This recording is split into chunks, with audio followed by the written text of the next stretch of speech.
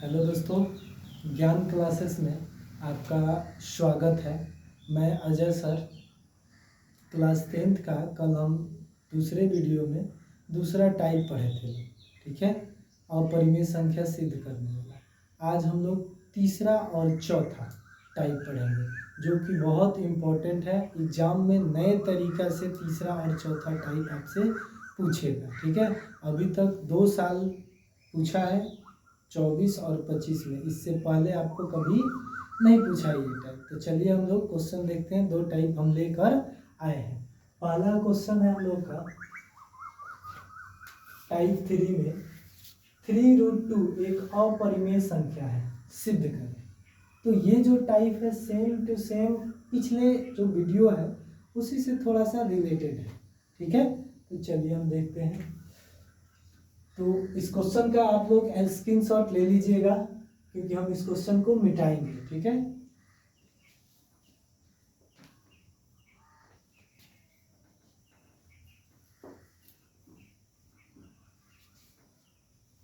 चलिए अब हम लोग देखते हैं सॉल्व, ठीक है। तो अपरिमेय सिद्ध करना है तो हम इसको क्या करेंगे, इसके विपरीत मानेंगे परिमेय, ठीक है। तो यहाँ पे हम मानेंगे, माना कि 3√2 एक परिमेय संख्या है। 3√2 एक परिमेय संख्या है। तो जब हम इसको परिमेय संख्या मान लिए तो हम इसको क्या कह सकते हैं, 3√2 इक्वल टू P/Q, क्योंकि परिमेय संख्या को P/Q के रूप में लिखते हैं। और P/Q के रूप में लिखते हैं तो यहाँ पे जो Q होता है, Q does not equal to 0, ठीक है। जहाँ P और Q अभाज्य है, मतलब ये अभाज्य है। तो अभाज्य संख्या पिछले वीडियो में भी बताए थे हम, ये आपको रट जाना है पूरी तरह से। अभाज्य संख्या, तो अभाज्य संख्या होता है कि दो संख्याओं का मौसा एक होता है, तो वो दोनों संख्याएं अभाज्य संख्या कहलाती है, ठीक है। तो चलिए अब हम क्या करेंगे कि इस क्वेश्चन में जब हम सॉल्व करने चलते हैं तो देखते हैं एक तरफ रूट है, एक तरफ बिना रूट वाला संख्या है। तो रूट वाला को एक तरफ करते हैं, बिना रूट वाला को एक तरफ। तो यहाँ पे √2 है और ये 3 क्या है, मल्टीप्लाई में है। तो इधर आएगा तो क्या हो जाएगा, डिवाइड में हो जाएगा, ठीक है। ये 3Q हो जाएगा। अब ये 3Q कैसे हुआ, तो देखिए अगर ये P/Q है, ये 3 इधर आता तो ये क्या होता, डिवाइड 3। तो जब हम इसको पलटते तो ये क्या होता, इसको हम P/Q लिख देते और ये 1/3, तो ये क्या हो जाता, P/3Q, ठीक है। तो इसलिए हम इसको क्या लिख दिए हैं, 3Q, ठीक है। तो इतना बात आप समझ गए। अब देखिए इसको हम मान लेंगे क्या, समीकरण 1। अब यहाँ देखिए ये जो √2 है, √2 तो अपरिमेय संख्या है, लेकिन यहाँ पे P और 3Q ये क्या है, दोनों के दोनों पूर्णांक है। और एक पूर्णांक से दूसरे पूर्णांक में जब हम भाग देते हैं तो ये क्या मिल जाता है, एक फ्रैक्शन मिलता है। और वो फ्रैक्शन, वो भिन्न क्या कहलाता है, परिमेय संख्या। तो यहाँ पे हम क्या करेंगे, लिखेंगे चूंकि P एक पूर्णांक है, P एक पूर्णांक है, इसलिए 3Q एक पूर्णांक, सॉरी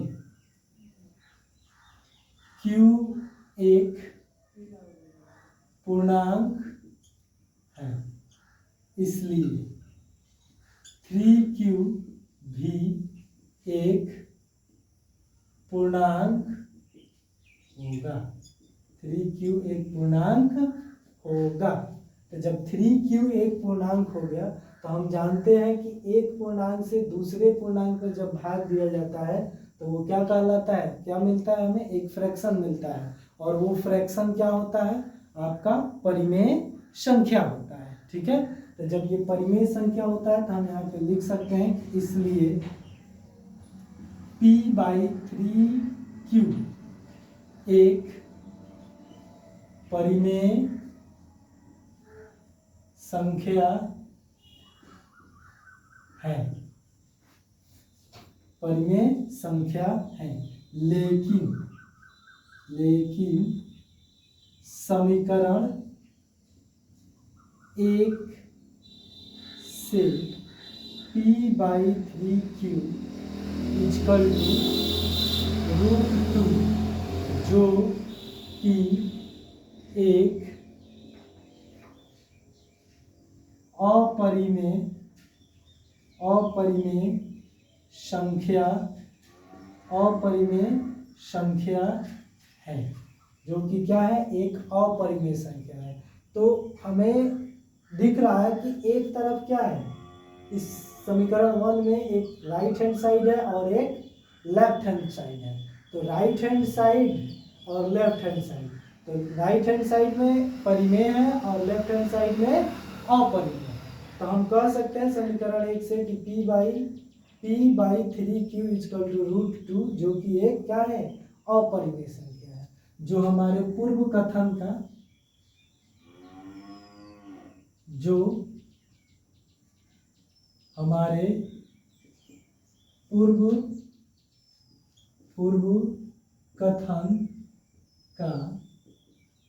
विरोधाभास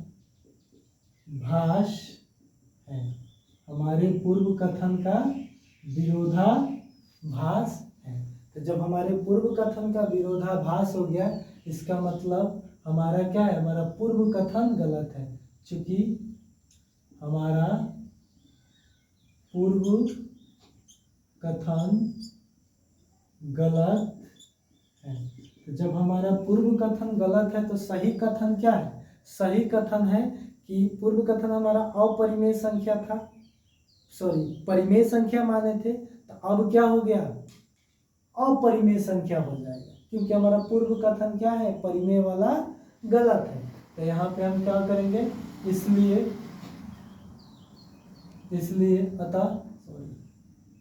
अतः 3√2 एक अपरिमेय संख्या है,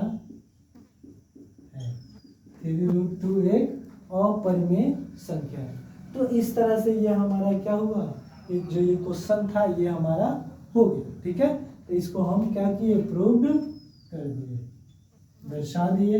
अब इसमें आपको कुछ होमवर्क मिल जाएगा, तो होमवर्क HW की बात करते हैं, इसको जाके आप प्रैक्टिस कर लीजिएगा, बस यही क्वेश्चन आपको एग्जाम में छप जाएगा। 6√7, 3√6, 8√7, ये तीनों क्वेश्चन को आप जाके एक बार प्रैक्टिस कर लीजिएगा, ठीक है। तो चलिए हम थोड़ा सा हट जाते हैं, आप लोग स्क्रीनशॉट ले लीजिएगा, ठीक है, क्योंकि ये क्वेश्चन क्या है, बहुत इम्पोर्टेंट है, ठीक है। तो स्क्रीनशॉट अब आप लोग ले लिए होंगे। अब जो हमारा दूसरा क्वेश्चन था इसके बारे में हम लोग देखेंगे, ठीक है। तो इसको हम क्या करते हैं, मिटा देते हैं, ठीक है।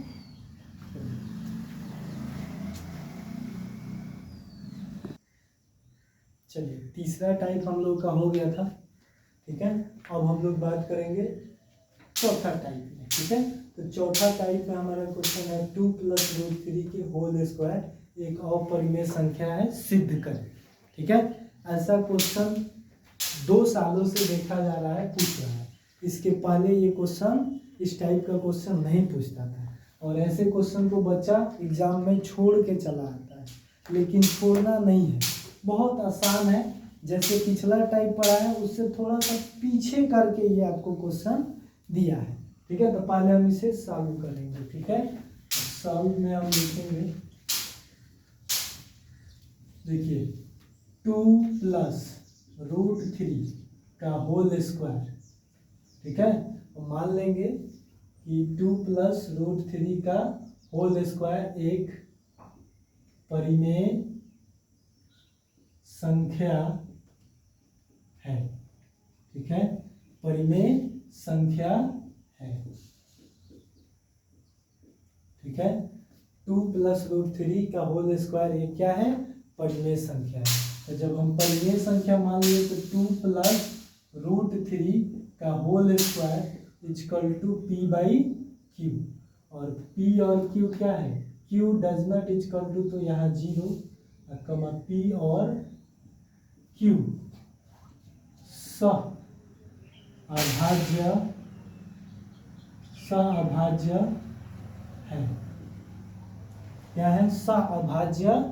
तो जब ये अभाज्य हो गया तो पहले इसे आप क्या कीजिए, सॉल्व कीजिए। जैसे हम सॉल्व करेंगे तो हम देख रहे हैं कि 2 + √3 का होल स्क्वायर, तो a + b के होल स्क्वायर पे हम इसे तोड़ेंगे, तो 2 का स्क्वायर प्लस 2 × √3 प्लस √3 का whole square equal to p/q।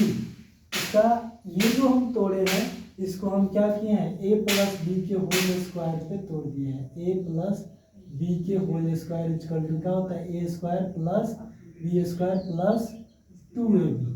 ऐसे करिए, और नहीं तो इसे क्या कर दीजिए, हाँ ऐसे ही ठीक है, इस तरह से हम तोड़ लिए हैं। ठीक है, तो अब यहाँ पे हम क्या करेंगे, ये क्या हो जाएगा, 2 दूना 4, ये होगा 2 दूना 4 √3 प्लस √9 है, तो ये स्क्वायर से ये रूट कट जाएगा तो क्या हो गया, 3 इक्वल टू p/q। अब ये 4 और 3 जुड़ जाएगा तो क्या हो गया, 7 + 4√3 इक्वल टू p/q। ठीक है, अब ये आपका 7 + 4√3 इक्वल टू p/q हो गया।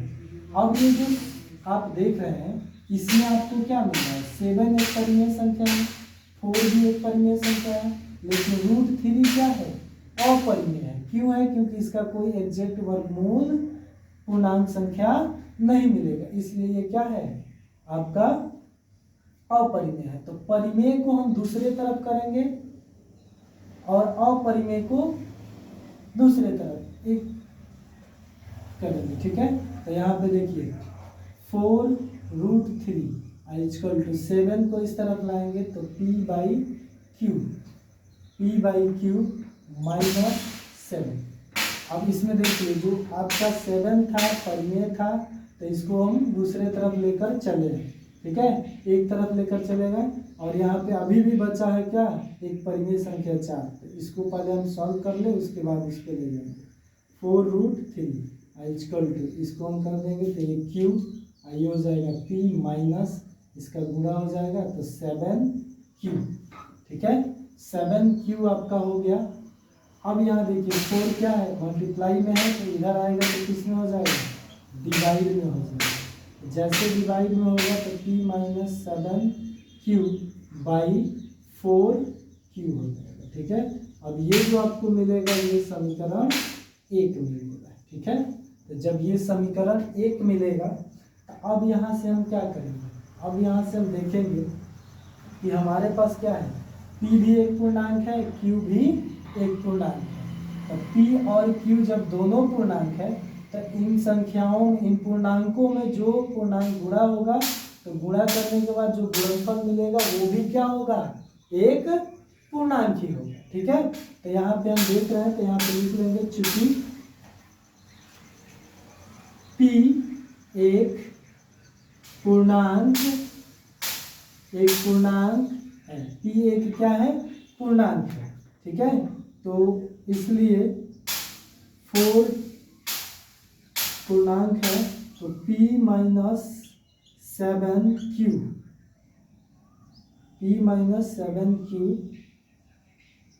एक पूर्णांक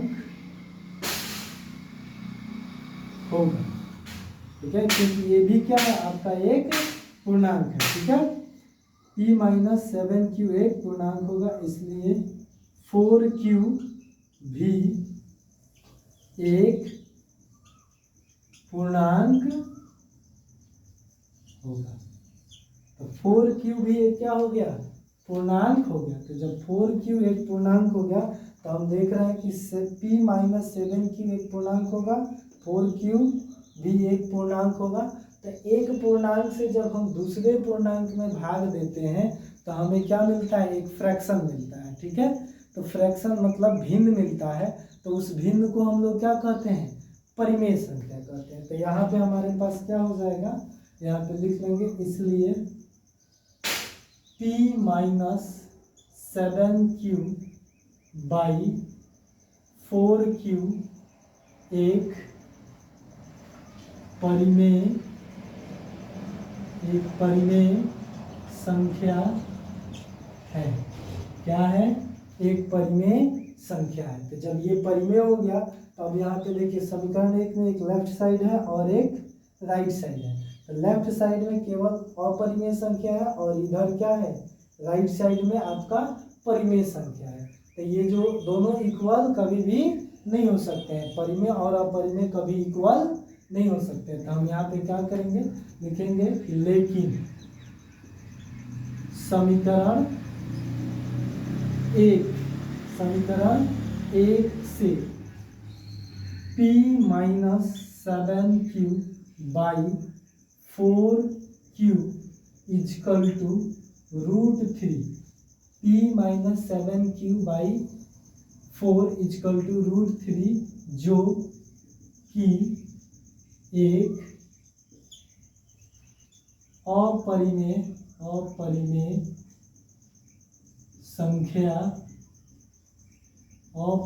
संख्या है, जो अपरिमेय संख्या है। इसलिए हमारे पूर्व कथन का विरोधाभास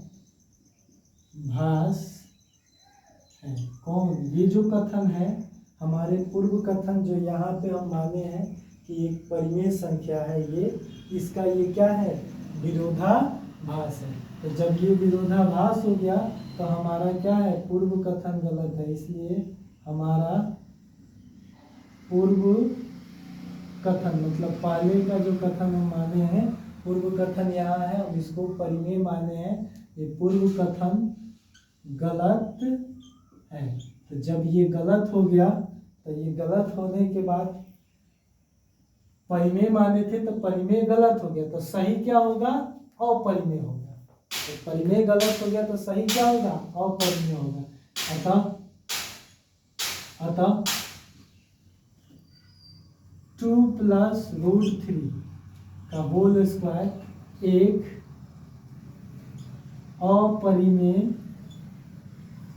अपरिमेय संख्या